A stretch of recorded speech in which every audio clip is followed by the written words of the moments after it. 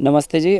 मेरा नाम आकाश चौरसिया है। मैं सागर ज़िले के मध्य प्रदेश से हूँ और पिछले 11 वर्षों से जैविक खेती के कार्य को कर रहा हूँ। इसमें सबसे पहले जो हमारा एजुकेशन के बाद एक सपना था, एक ड्रीम था, हर किसी का होता है कुछ बनने का, कुछ कर गुजरने का। डॉक्टर बनने का एम लेकर हम अपने एजुकेशन को आगे ले जा रहे थे, लेकिन जैसे ही लगातार बढ़ती अस्पतालों की संख्या, बढ़ती बीमारियों की संख्या को देखकर लगा कि डॉक्टर बन के शायद लोगों की ठीक से सेहत ठीक नहीं कर पाएंगे, क्योंकि बीमारियां तो लगातार बढ़ रही हैं। बीमारियां बढ़ने का कारण क्या है? अगर हम बीमारी बढ़ने के कारण पर चले जाएं तो शायद हम बीमारी को रोक सकते हैं। और बीमारी बढ़ने का कारण है खान पान। जैसा हम अन्न खाते हैं वैसा हमारा मन होता है, जैसा हम मन होता है वैसे तन होता है। सारी चीज़ें खान पान से जुड़ी होती हैं, तो क्यों ना हम रूट को, खान पान को सुधारें। और इस विचार ने हमें डॉक्टर ना बन के किसान बनने के लिए प्रेरित किया और 2011 में एक संकल्प लेके हमने इस कार्य को शुरू किया। बहुत थोड़े से ज़मीन के टुकड़े से, हमारे पास ज़मीन नहीं हुआ करती थी, 10 डिसमिल ज़मीन हमने किराए पे लेके इस काम को टमाटर की फसल के साथ में शुरू किया। धीरे धीरे करके कृषि में हमें बहुत ज़्यादा अनुभव नहीं थे, क्योंकि हमारे यहाँ फार्मिंग तो होती थी पर पान की पैतृक फार्मिंग होती थी। बाकी हमें फार्मिंग का ऐसा कोई नॉलेज नहीं था और ना ही कोई बैकग्राउंड था। लेकिन धीरे धीरे करके थोड़ा थोड़ा अनुभव जब हमने काम किया तो आए, और हमारा शुरू से ही मन रहा था कि लोगों को हम जो काम कर रहे हैं लोगों को बताएं, ताकि और लोग भी करें और ज़्यादा से ज़्यादा लोगों को हम केमिकल फ्री फूड दे पाएँ। तो इसी के चलते हमने 2013 से लोगों को ट्रेनिंग देने का काम चालू किया। पर ट्रेनिंग के माध्यम से हमें हज़ारों लोगों से मिलने का मौका मिला, देश के अन्य किसानों के अनुभवों को जानने का मौका मिला और अन्य जगहों का अध्ययन भी हमें मिला। और हमने पाया कि वहाँ पर बहुत सारे लोगों ने अलग अलग तरह की समस्याओं का ब्यौरा रखा, कहीं पानी की, कहीं खाद की, कहीं खरपतवार की, कहीं कीड़ों की, कहीं मौसम क्लाइमेट की, कहीं मार्केटिंग की, तो कहीं अन्य एनिमल्स की। तमाम तरह की प्रॉब्लम फार्मिंग कम्युनिटी में है, तो इनके सॉल्यूशन क्या हो सकते हैं, इस पर लगातार हमने अध्ययन करना चालू किया। और 2014 में फर्स्ट बार हमने मल्टी लेयर फार्मिंग के कॉन्सेप्ट को तैयार किया, जिसमें हम एक साथ एक क्रॉप में, एक ही ज़मीन पे 4-4 क्रॉप एक साथ में ले सकते हैं। इस फार्मिंग मॉडल की जो सबसे ख़ास बात है कि इसे किसान खुद बना सकता है, साल भर इनकम देने की इसकी क्षमता है और बायोडिस्पोजेबल है। इन्वायरमेंट में इसकी सारी चीज़ें जो इस्तेमाल होती हैं वो मिल जाती हैं।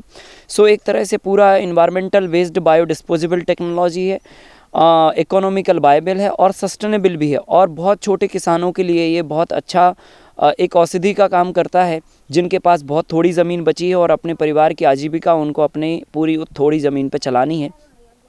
इसमें हम एक ज़मीन पर, ज़मीन के अंदर एक फसल को लगाते हैं, ज़मीन के सरफेस पर एक फसल को लगाते हैं, फिर इसके ऊपर एक और फसल को लगाते हैं और उसके ऊपर एक और फसल को लगाते हैं। ऐसे करके 4 और 5 स्टेप में, 4 और 5 लेयर तक हम इस मॉडल के साथ में फार्मिंग को करते हैं। और इतनी सारी फसलों को लगाने के साथ साथ हमारा वक्त बचता है, खाद बचता है, पानी बचता है, खरपतवार बचते हैं, कीड़े कम लगते हैं, मौसम का प्रभाव नहीं होता है और कम जगह में हमारा ज़्यादा उत्पादन होता है। इससे हम लगभग 8 से 10 गुना तक अपनी नॉर्मल इनकम बढ़ा सकते हैं।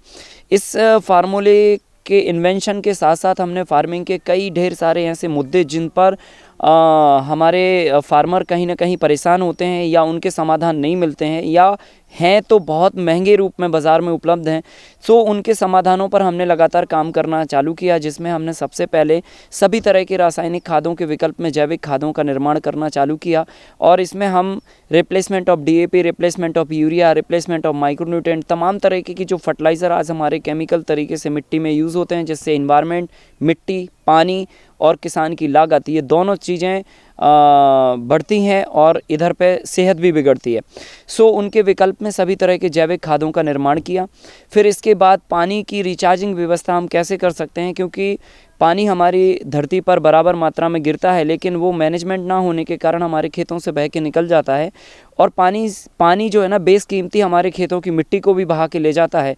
तो इस विधा को रोकने के लिए इस व्यवस्था को हमने तैयार किया और खेत में और खेत के चारों कॉर्नर पे और खेत के बाहर साइड में 3 विधियों को तैयार किया, जिसमें एक विधि के पीछे हम 10 लाख लीटर पानी को खेत के अंदर और खेत के आउटर साइड में और खेत के अंतिम में रिचार्ज कर पाते हैं। और इसके बाद हमने फिर देसी बीजों पर भी काम करना चालू किया, क्योंकि आज हमारी किसान की लागत लगातार बढ़ रही है। हम बाहर से बीज लाया करते थे, हमें लगता था कि अगर ये बीज के पैसे हम बचा लें तो काफ़ी हमारी इनकम में वो जुड़ सकता है। तो बीजों पर हमने काम किया। कुछ हमारे पास ऑलरेडी पैतृक वैरायटियाँ थी, जैसे मिर्ची की थी, अदरक की थी, पपाया की थी। इन वैरायटियों के साथ साथ हमने फिर और वैरायटियों पर काम करना चालू किया। जो भी हमें इंडिजीनियस वैरायटीज़ हमें मिलती थी, जो रेयर है, कहीं ना कहीं विलुप्त होने के कगार पर है, उसकी नस्ल सुधार करके प्रतिवर्ष सिलेक्शन विधि के माध्यम से हमने करीब अभी 60 से 65 तरह की प्रजातियों को अपने सीड बैंक में रखा है। और इनको हर साल हम किसानों तक पहुँचाते हैं और उनको बीज बनाने की तरीके भी सिखाते हैं। इसके साथ साथ इन सारी विधियों के साथ साथ आज हमें जैविक खेती की बहुत ज़रूरत है, क्योंकि समाज में बीमारियों की संख्या बढ़ रही है और इधर मिट्टी की सेहत भी बिगड़ रही है। अगर ये कारोबार निरंतर चलता रहा तो वो दिन दूर नहीं जब हमें पानी के लिए और अच्छे अनाज के लिए तरसना पड़ेगा। तो आज से ही हमें प्रयास करना चालू करना पड़ेगा। और इस प्रयास में हमने जैविक खेती के माध्यम से कैसे हम भरपूर उत्पादन ले सकते हैं, और इसके लिए जब हमने अध्ययन किया तो हमने पाया कि इसके लिए एक अच्छी बायोडाइवर्सिटी होना बहुत ज़रूरी है, क्योंकि अच्छी बायोडाइवर्सिटी ही जीवों को रहने की व्यवस्था तैयार करती है। और प्रकृति में ऐसे तमाम जीव हैं जो स्वतः अपनी व्यवस्था में काम करते हैं और एक पूरा कंप्लीट साइकिल तैयार करते हैं। तो इसके लिए एक एग्रीकल्चर बायोडाइवर्सिटी होना बहुत ज़रूरी है। और खेतों की मेड़ों पर और खेतों के अंदर हम कैसे प्लानिंग करके अपने पेड़ों को लगाएं ताकि जीवों को रहने की प्रॉपर व्यवस्था तैयार हो, एक अच्छी बायोडाइवर्सिटी तैयार हो और हमारी जैविक खेती के परिणामों को हम बढ़ा सकें, उस पर भी हमने काम किया। इन सारे तमाम कार्यों को, सारे रिसर्च कार्यों को, सारे इनोवेशंस को हम लगातार लोगों के बीच में ट्रेनिंग के माध्यम से, किसान चौपालों के माध्यम से और कई तरह के मीडिया के माध्यम से लोगों तक पहुंचाते हैं। 2 दिन का, 5 दिन का और 7 दिन का ट्रेनिंग शिविर हम लोगों के लिए देते हैं। 2 दिन का एक प्रोग्राम होता है जिसमें इंट्रोडक्शन, जो भी एक्टिविटीज़ हम कर रहे होते हैं वो लोगों को सिखाते हैं, दिखाते हैं। 5 दिन का एक शिविर करते हैं जिसमें हम प्रैक्टिकली सारी चीज़ें लोगों को सिखाते हैं कैसे कैसे करना होता है। और 7 दिन का एक शिविर होता है जिसमें सभी तरह की एक्टिविटीज़ का हम प्रैक्टिकल करके लोगों को दिखा के और समझाते हैं और सिखाते भी हैं। सो बेसिकली इससे एक स्किल्ड भी डेवलप होता है और ऐसे लोगों के लिए काफ़ी मदद मिलती है जो फार्मिंग में नए हैं और खेती नए से शुरू करना चाहते हैं और उनको कोई अनुभव नहीं है और पता नहीं है कि किस में क्या कैसा काम करना है।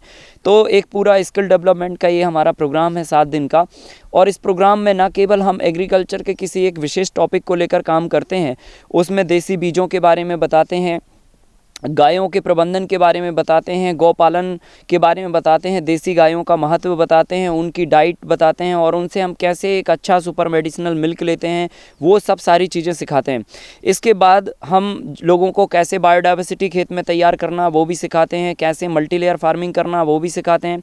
तो संपूर्ण एग्रीकल्चर के समग्र विकास के लिए जो भी एक छोटे किसान, मध्यम किसान और बड़े किसानों के लिए आवश्यक है, उन सभी विधियों को और उन सभी तकनीक को जो हमारे अनुभव हैं पिछले 11-12 सालों के कृषि में, उन अनुभवों के आधार पर प्रैक्टिकली ये सारी चीज़ें हम लोगों को डिलीवर करते हैं। और इसके माध्यम से जो है ना, एक कृषि का बहुत बड़ा वर्ग जुड़ के इन तकनीकों को अपना के छोटे, मध्यम और बड़े किसानों से लेकर सब कोई इसका फ़ायदा उठा रहा है। हमारी बात आप सभी तक पहुंच रही है।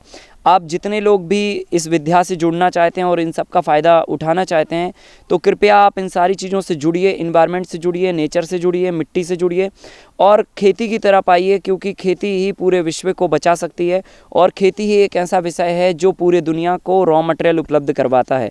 सो कुल मिला के सारी इंडस्ट्रियाँ खेती पर डिपेंड हैं। तो हमको चाहिए कि हम भी एग्रीकल्चर से जुड़ के आगे एक इन्वायरमेंटल बेस्ड और एक इकोलॉजिकल सस्टेनेबल लिविंग के ऊपर आगे काम करें और उसके ऊपर हम आगे बढ़ें, ताकि हम अपनी आजीविका भी चला सकें और समाज और देश और दुनिया के लिए एक अच्छा इन्वायरमेंटल मैसेज आने वाली जनरेशन को छोड़ के जाएं। बहुत बहुत धन्यवाद।